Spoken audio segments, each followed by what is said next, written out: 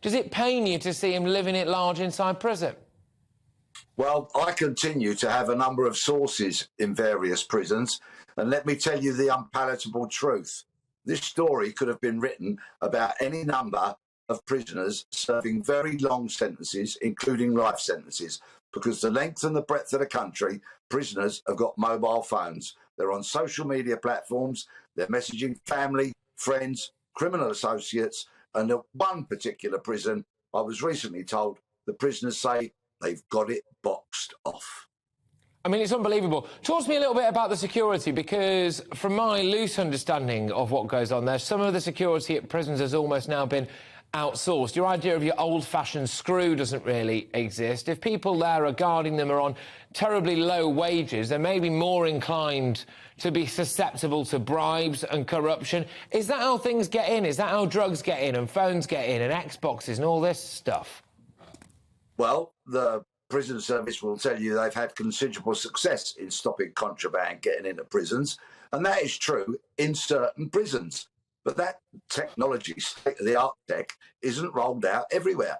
And at other prisons, the prisoners almost have a free rein, and consequently they've got access to stuff which they quite simply should not have.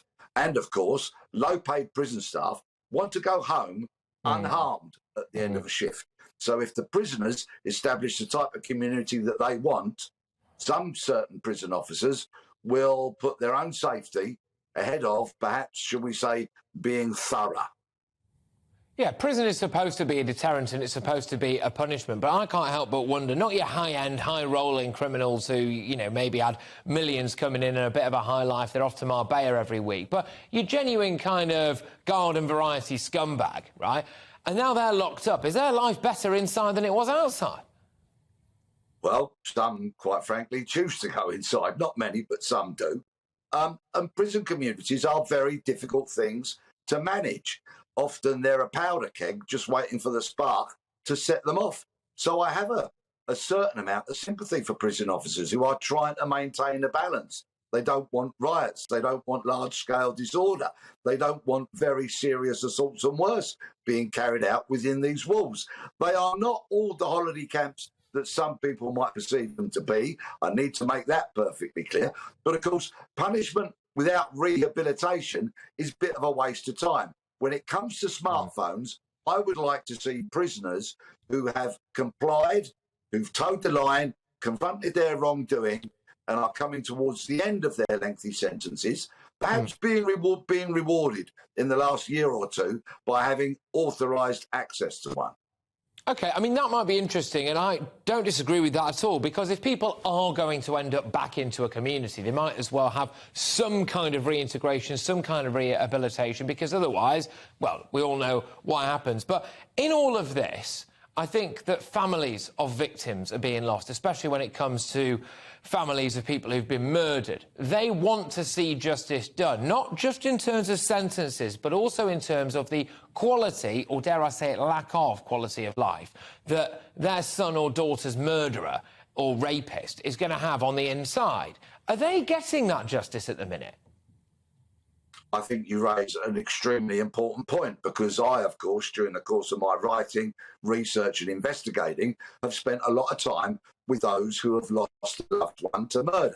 And it is absolutely true that the people that serve the real life sentence are the mums, the dads, the siblings, the great friends and other relatives of murder victims.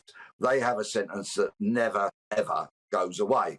And they might rightfully be appalled if they see the person who's killed their loved one enjoying conditions that they think are far too luxurious and lenient. And, of course, they might want to see more stringent conditions put in place. I think good behaviour should be rewarded on a staggered basis towards the release of somebody, if, of course, they are the type of prisoner that will be released, and the vast majority are. But I think it must be utterly abhorrent for those who love Stephen Lawrence to see these pictures. Yeah, indeed, it must be, especially given the whole issue that took place there as well. But it's not just when it comes to terms of the conditions of prisoners at the minute, is it? I'm very, very worried about the drug use that's there. I'm very worried about the fact that there can be money made, a lot of money made whilst you're in prison. But I'm also, Peter, very worried about things like radicalisation. I mean, is it the reality that it's quite easy now to go into prison and come out of it a significantly larger threat to society than you were the day that you walked through the gates? Yes, particularly if you're serving a shorter sentence, because in my experience, the prisoners that do get rehabilitated are the ones who may serve 2 or 3 decades behind bars and have a lot of time to confront their wrongdoing, the damage that they've done to society, and really work hard on themselves to change their attitudes, to change their beliefs, and fundamentally change themselves. However, let me tell you an unpalatable story again, if I may. There is a gang in prison called the Piranhas, and these are very serious criminals serving long jail terms. Their sole motivation in life is to have conflict with the Muslim prisoners. This is where I have sympathy for the prison staff, because they are absolutely sitting on violence that is waiting to happen.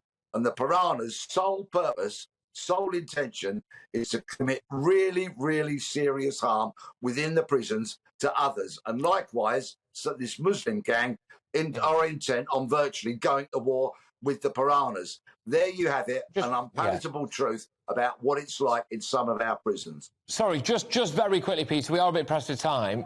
You've made it sound there like there's a race war going on inside our prison system. Well, I think it's a faith war, most definitely. Whether race is involved, I couldn't say, but certainly faith, yes.